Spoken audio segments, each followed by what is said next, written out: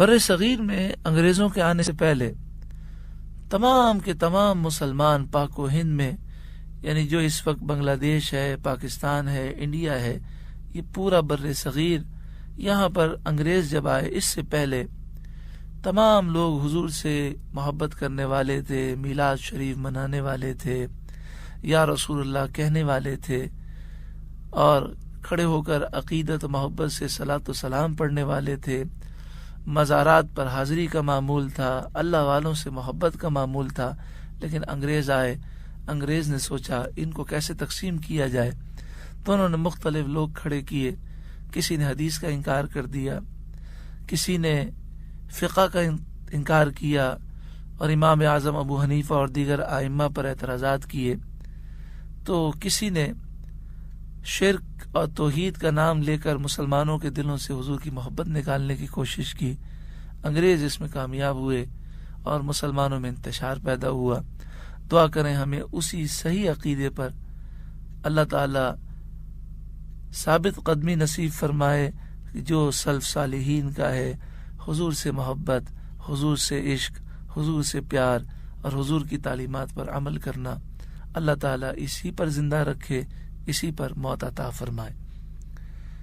آگے ارشاد فرمایا وَإِذَا قِيلَ لَهُمْ آمِنُوا، وَإِذَا اور جب قِيلَ لَهُمْ ان سے کہا جائے آمنو ایمان لاؤ۔ سوچیں، یہ تو کلمہ پڑھتے تھے، حضور صلی اللہ علیہ وآلہ وسلم کے پیچھے مسجد نبوی شریف میں نماز پڑھتے، قرآن کی تلاوت کرتے، جہاد میں جاتے، روزہ رکھتے، اسلامی حلیہ تھا۔ جب بھی مسلمان ان سے ملتے تو ان کی زبان پر ذکر الہی ہوتا۔ اس کے باوجود ان سے کہا جا رہا ہے وَإِذَا قِيلَ لَهُمْ آمِنُوا، اور جب ان سے کہا جائے ایمان لاؤ، کیا معنی؟ معنی یہ کہ تم یہ سب کچھ کرتے ہو لیکن تمہارے دل ایمان سے محروم ہے۔ کما آمن الناس، اس طرح ایمان لاؤ جس طرح لوگ ایمان لائے۔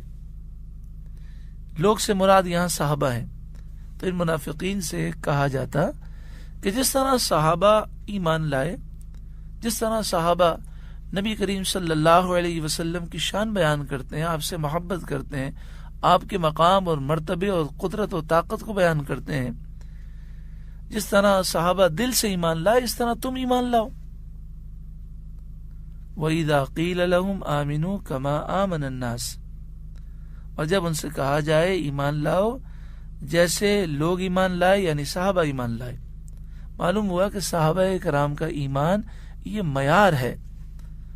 قالو، وہ کہتے انؤمن، کیا ہم ایمان لائیں، کما جیسا کہ آمن السفہاء، بے وقوف ایمان لائے۔ یعنی منافقین صحابہ کرام کو بے وقوف کہتے، تو صحابہ کرام کی گستاخی کرنا، بے ادبی کرنا، یہ منافقین کا طریقہ ہے۔ اب سوال یہ ہے کہ وہ صحابہ کرام کو بے وقوف کیوں کہتے تھے؟ بے وقوف کہنے کی وجہ یہ تھی کہ وہ یہ جو صحابہ کرام کا تعظیم کا انداز تھا اور حضور سے والہانہ جو عشق کا انداز تھا، اس انداز کو یہ بے وقوفی سے تعبیر کرتے تھے۔ آئیے ہم حدیث پاک میں دیکھیں کہ صحابہ کرام کا عشق کا انداز و تعظیم کا کون سا انداز تھا جو منافقین کو بے وقوفی محسوس ہوتا تھا۔ بخاری شریف کتاب الشروط حدیث نمبر 2731، عروہ بن مسعود کا قول امام بخاری نے ذکر کیا۔ صلح حدیبیہ کے موقع پر جب نبی کریم صلی اللہ علیہ وآلہ وسلم 1400 صحابہ کرام کو لے کر مدینہ شریف سے مکے کی طرف روانہ ہوئے سن 6 ہجری ذی قعدہ کے مہینے میں عمرہ کرنے کے لیے، تو کافروں نے حدیبیہ کے مقام پر روک دیا۔ انہوں نے کہا کہ ہم آپ کو عمرہ نہیں کرنے دیں گے۔ تو جاسوسی کے لیے انہوں نے عروہ بن مسعود کو بھیجا۔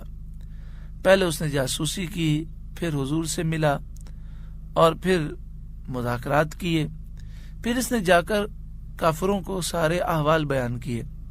بعد میں عروہ بن مسعود ایمان لے آئے اور وہ صحابی رسول بن گئے۔